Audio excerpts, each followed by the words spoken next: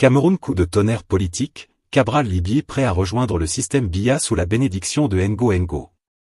Introduction, le parfum du drame dans la République. Au Cameroun, quand la politique commence à sentir le piment brûler, il faut savoir que le feu n'est jamais loin. Et cette fois, mes frères, ce n'est pas un simple feu de cuisine, c'est un véritable brasier au cœur du système. Oui, accrochez-vous bien, parce que l'histoire que nous allons vous raconter ce soir dépasse la fiction. Un adage de chez nous dit, quand le coq commence à chanter au palais du roi, c'est qu'il a oublié la marmite qui l'attend. Et ce proverbe, mesdames et messieurs, semble taillé sur mesure pour un certain Cabral Libye Lingué, l'homme qu'on présentait naguère comme le souffle nouveau de la jeunesse politique camerounaise, mais qui aujourd'hui semble danser dangereusement avec les tambours du pouvoir qu'il critiquait hier encore. Et oui, le fils du peuple veut désormais goûter à la soupe du roi.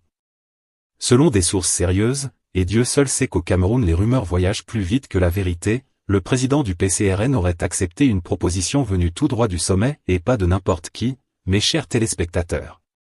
Le messager n'est autre que Ferdinand Ngo Ngo, l'homme de l'ombre, le gardien du temple, celui qui, dit-on, signe plus que le président lui-même. Les mauvaises langues diront que Cabral vient de faire le grand plongeon. D'autres, plus indulgents, parleront de maturité politique. Mais au fond, qui trompe qui dans cette histoire?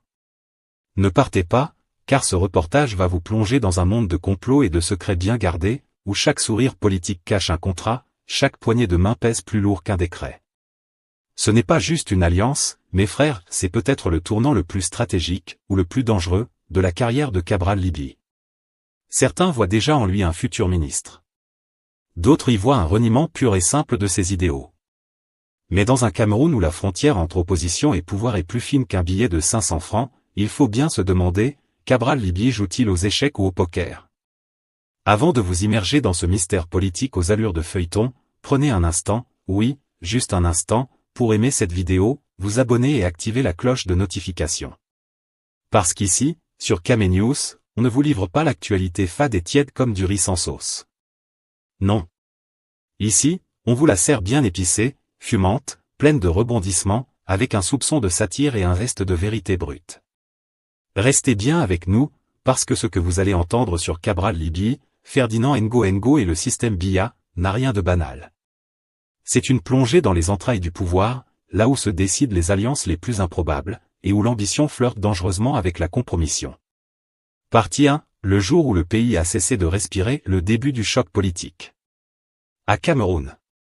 Pays où même les élections ressemblent à des films nigérians, beaucoup de suspense, des rebondissements inattendus, et à la fin, personne ne comprend vraiment qui a gagné. Tout a commencé un matin comme les autres, à Yaoundé. Le soleil se levait timidement sur un pays fatigué, les gens espéraient simplement que tout se passe bien, que cette fois, la vérité sorte des urnes. Mais au lieu de ça, c'est la tension qui est sortie, bien habillée, maquillée et parfumée, pour s'installer durablement dans les esprits. Quand Télécam a annoncé les résultats, Douala a retenu son souffle. Oui, mes frères, on aurait dit que même le Wouri s'était arrêté de couler un instant. Les quartiers populaires Bonabéry, Ndokoti, Bépanda ont plongé dans un silence de cimetière. Ce n'était pas le calme de la paix, non. C'était ce calme étrange, celui qui précède toujours les tempêtes. Les gens écoutaient la radio, d'autres regardaient la télé avec un mélange de colère et d'ironie. Certains disaient, ah. On savait déjà. On a juste attendu la confirmation de la fraude. D'autres riaient jaune, mais donc, c'est toujours le même film depuis 1982. Le Camerounais, on le connaît, il ne crie pas vite. Il observe d'abord. Mais cette fois, même les plus calmes ont senti que quelque chose n'allait plus. Et comme d'habitude, à Yaoundé, on a voulu faire comme si tout allait bien. Communiqués officiels, sourires diplomatiques, félicitations protocolaires. Pendant que les chefs parlaient de « victoire du peuple », le peuple, lui, regardait son assiette vide. La politique a encore gagné, mais l'économie a perdu. Dès le lendemain, à Douala, le thermomètre social a commencé à monter.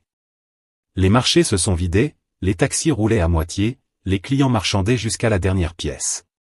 Les rumeurs circulaient plus vite que les motos, on va manifester demain. On a arrêté un militant. Le préfet a interdit les rassemblements. Bref, c'était devenu un grand théâtre où tout le monde avait peur, mais faisait semblant de ne pas avoir peur. Dans les bars, le débat était enflammé.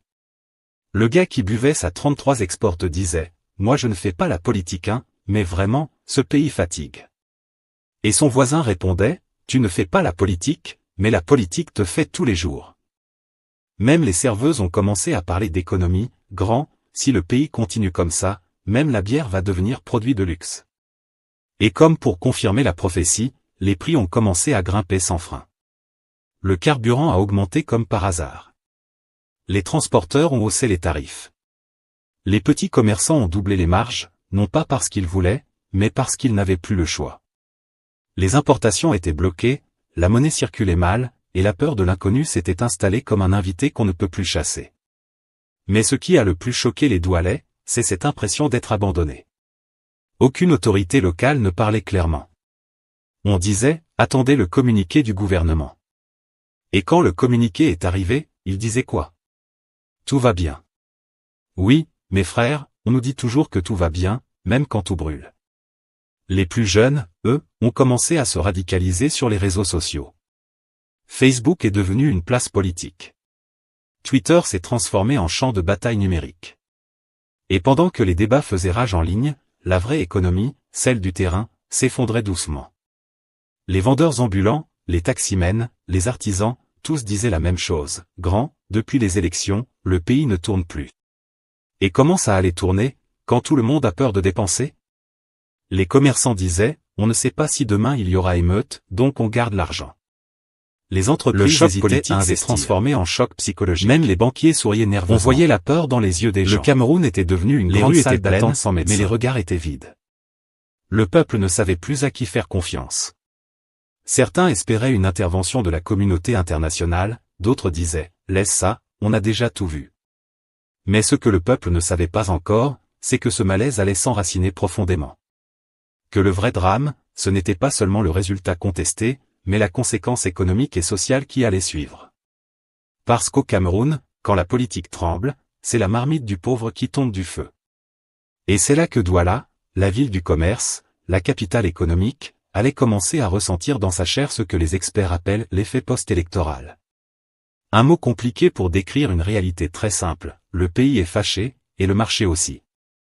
Partie 2, quand la politique entre dans les marmites, la débrouillardise mise à l'épreuve.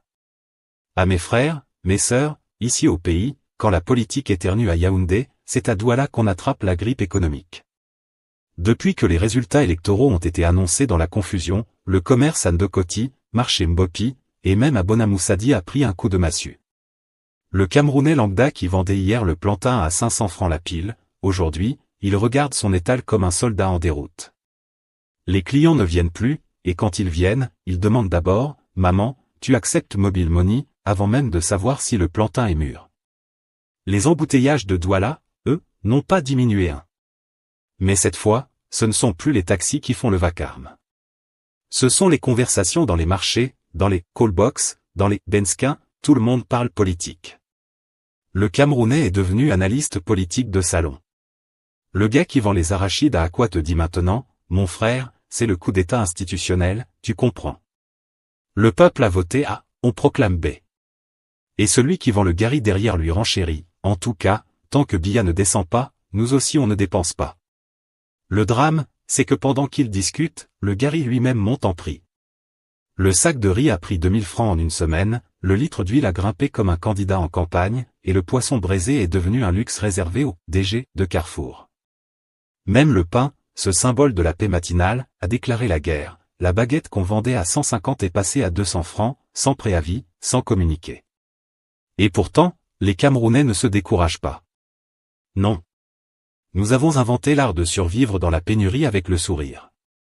Le « 2 en 1 » est devenu notre philosophie nationale, le gars te vend du haricot et te parle de la Constitution dans la même phrase.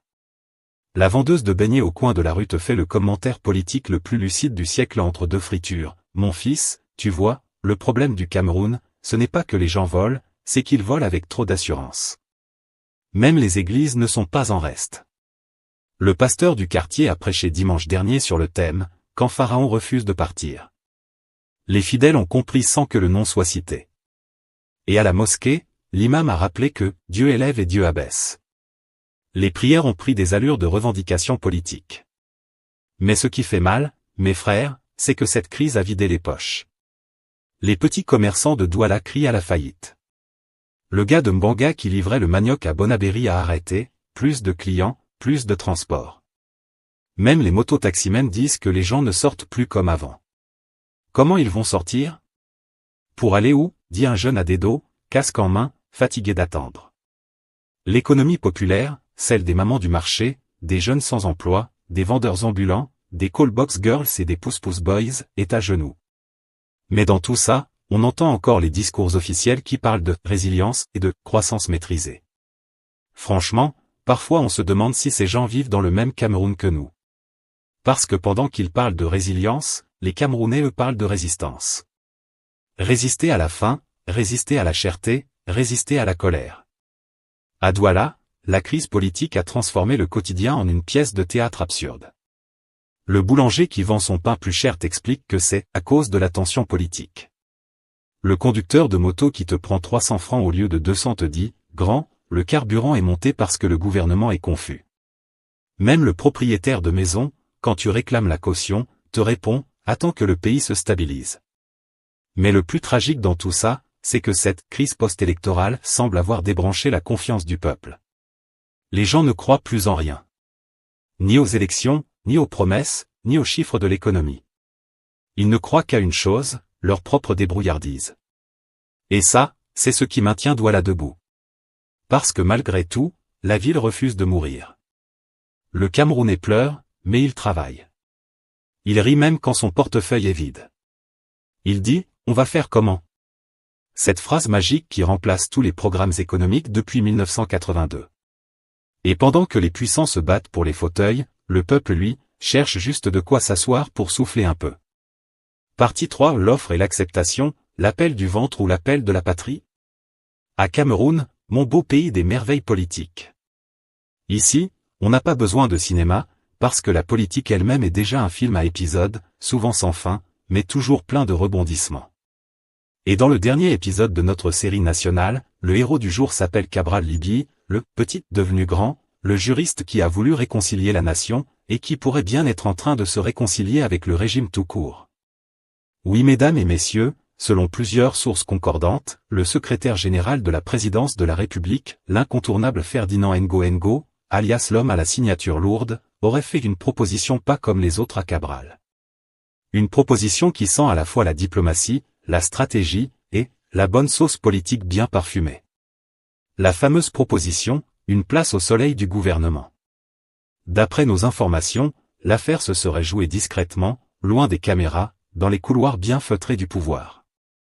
Ferdinand Ngo, le même qu'on appelle parfois le président bis, parce que c'est lui qui signe la plupart des décrets, aurait tendu la main au président du PCRN pour lui proposer une entrée dans le prochain gouvernement.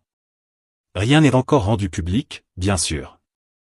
Mais dans les coulisses, on raconte que Cabral aurait dit oui, ou du moins, pourquoi pas, avec un grand sourire diplomatique.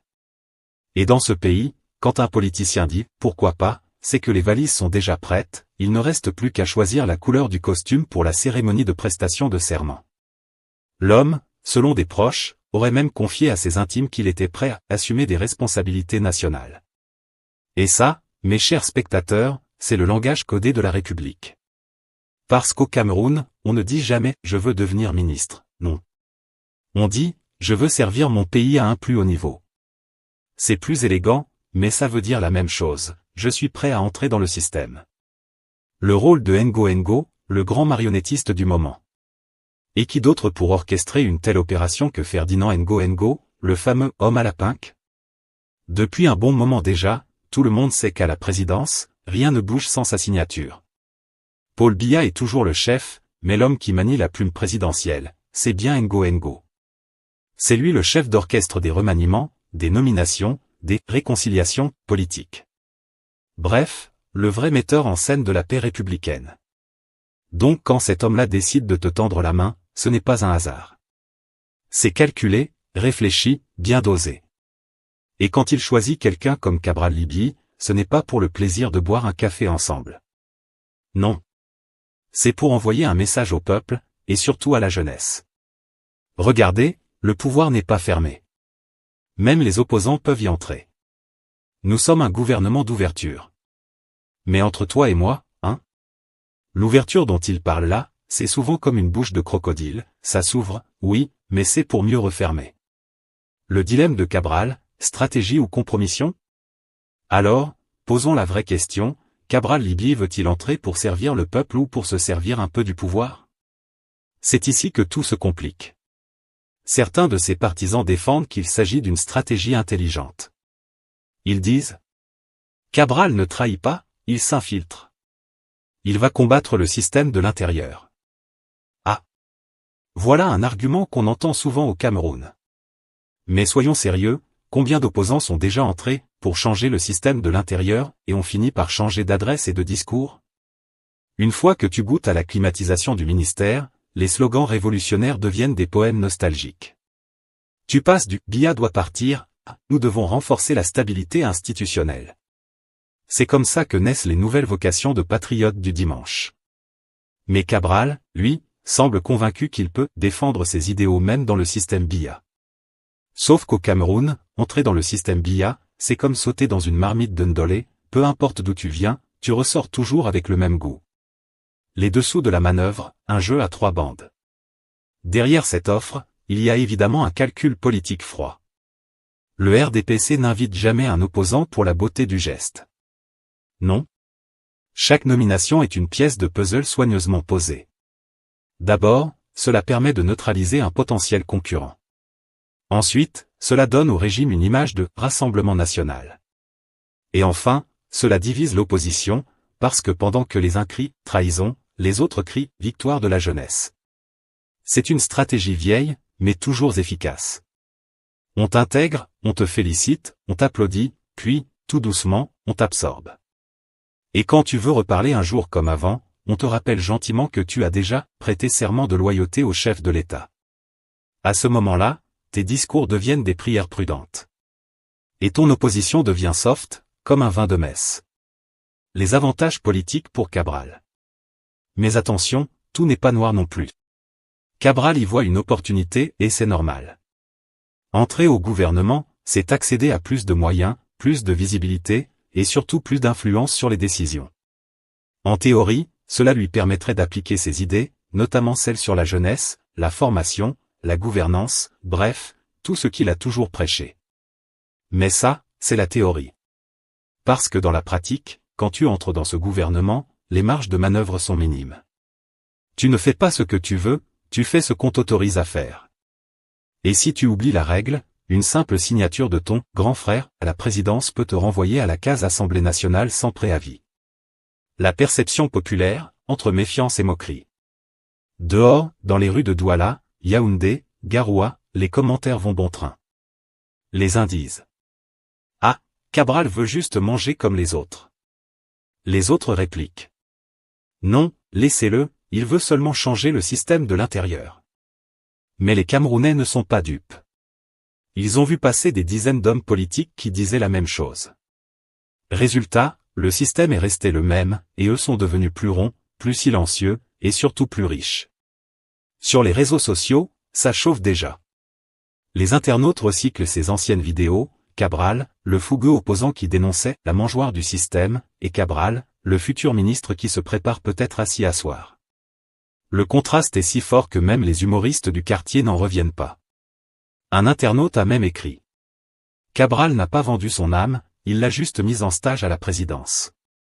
Et oui, au Cameroun, la satire politique se nourrit de la réalité. Et ici, la réalité est souvent plus drôle que la fiction.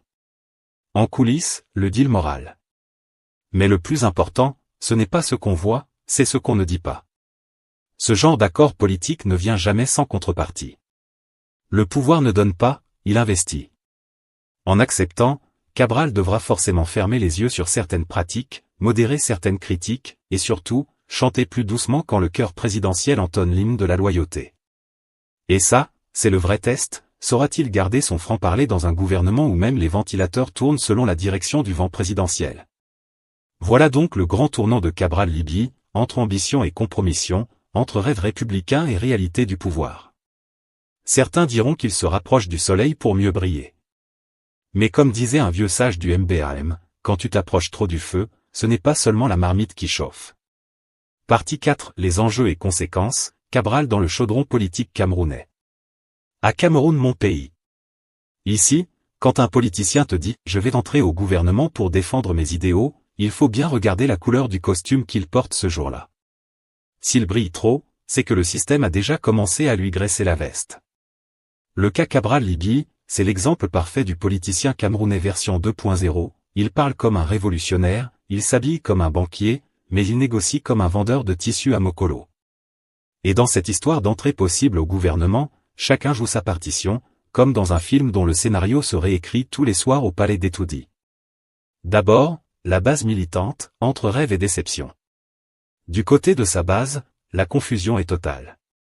Certains jeunes du PCRN, qui ont cru au « changement » façon Cabral, se demandent déjà si le changement, ce n'était pas juste pour changer de bureau et passer du banc de l'Assemblée au fauteuil climatisé d'un ministère. Les militants, eux, se grattaient la tête, donc le gars qu'on acclamait comme opposant va maintenant serrer la main à Ngo. Mais attention. D'autres dans son camp trouvent que c'est peut-être une bonne chose. Après tout, disent-ils, pour changer le système, il faut y entrer. Oui, c'est joli à entendre, mais on a déjà vu ce film. Souvenez-vous des anciens opposants qui sont entrés au gouvernement pour changer les choses de l'intérieur. Résultat ? Ce sont plutôt les choses qui les ont changés de l'intérieur. Ils sortent toujours avec le ventre bien rond, mais la bouche vide d'idéaux. Ensuite, le RDPC, stratégie du serpent qui avale sans mâcher. Le RDPC a ce grand serpent politique. Ce parti-là a une stratégie vieille comme les archives de la présidence. Quand un opposant fait trop de bruit, on ne le combat pas, non. On lui tend un plat. Le serpent n'a pas besoin de mordre, il avale doucement. C'est la stratégie de l'absorption. On te donne un poste, un véhicule, un protocole, et hop. Tu ne parles plus fort comme avant. Le RDPC, c'est le roi du recyclage, il ramasse tout anciens rebelles, opposants fatigués, activistes repentis et les transforme en conseillers spéciaux, ministres délégués, ou chargés de mission. Et quand tu es déjà dans le véhicule climatisé, tu oublies vite comment on crie dehors. Si Cabral accepte ce poste, il devient, qu'il le veuille ou non, un pion de ce système. Le RDPC n'offre jamais un fauteuil gratuitement, chaque siège a un prix, et souvent, le prix, c'est ton silence. Les conséquences politiques, la crédibilité en jeu. Sur le plan de la crédibilité, Cabral joue gros. Lui qui s'est présenté comme le symbole de la jeunesse, de la rupture, du nouveau souffle politique, risque de devenir le symbole du souffle coupé. Parce que, voyez-vous, au Cameroun, les gens ont la mémoire vive, ils n'oublient pas les discours enflammés, les promesses de ne jamais pactiser avec le système. Et quand tu finis par t'asseoir à la même table que ceux que tu appelais les vampires du pays, le peuple te regarde avec ce sourire ironique qui dit tout. Donc toi aussi, on t'a attrapé. Et puis, n'oublions pas, les réseaux sociaux ne pardonnent pas. Les Camerounais sont devenus des archivistes de profession, en 2 minutes, ils ressortent ta vidéo d'il y a 5 ans où tu jurais devant Dieu et la nation que jamais tu ne travailleras avec le régime en place. Les montages pleuvent, les mêmes circulent, et ton capital politique fond plus vite que le beurre de cacao au soleil. Sur le plan institutionnel, une manœuvre bien calculée. Mais attention, ne soyons pas naïfs. Du côté du pouvoir, tout est calculé. Ce n'est pas un hasard si Ferdinand Ngo, l'homme à la pinque, comme on l'appelle dans les couloirs, a tendu la main à Cabral. Ce n'est pas par amour du débat politique, non. C'est une opération de charme et de neutralisation. En intégrant un visage jeune, médiatique et populaire dans le gouvernement, le régime veut envoyer un message, voyez, nous travaillons avec la jeunesse. Nous écoutons l'opposition. Mais derrière cette vitrine de diversité politique, le fond reste le même. Le pouvoir conserve le contrôle, et les nouveaux venus apprennent vite que, dans ce système, la seule chose qu'on peut changer, c'est de poste. Et quand tu entres, tu n'es pas seulement un ministre. Tu deviens un symbole, celui d'une opposition apprivoisée, d'une jeunesse politisée mais domestiquée. Sur le plan populaire, la désillusion du peuple. Et pendant ce temps, le peuple regarde.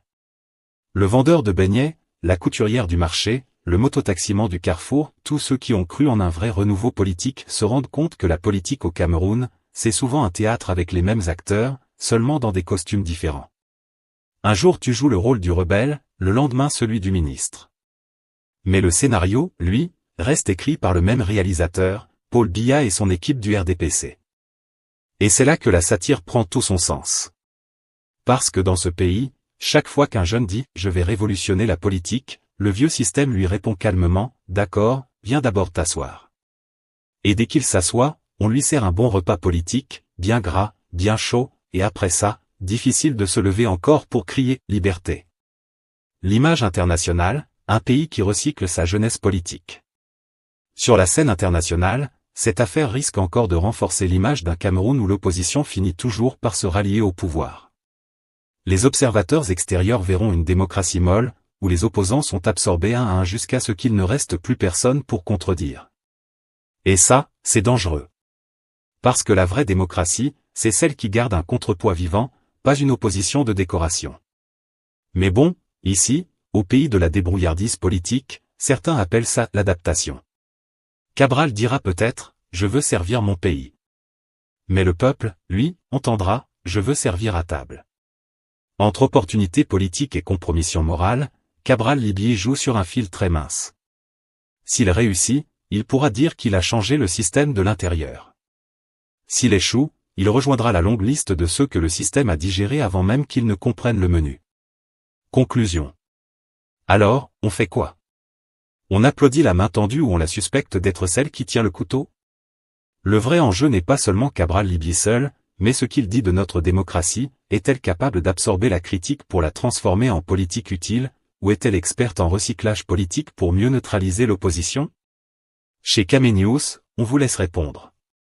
Posez-vous la question et écrivez-la, si un opposant fidèle change de camp, qui protège alors les attentes du peuple? Avant de partir, avez-vous déjà vu un opposant entrer au gouvernement et donner raison à ses détracteurs, ou surprendre tout le monde en agissant pour le bien commun? Racontez-nous en commentaire. Si ce reportage vous a plu, likez la vidéo, abonnez-vous à Kamenius et activez la cloche pour nos analyses incisives. On revient bientôt avec d'autres dossiers.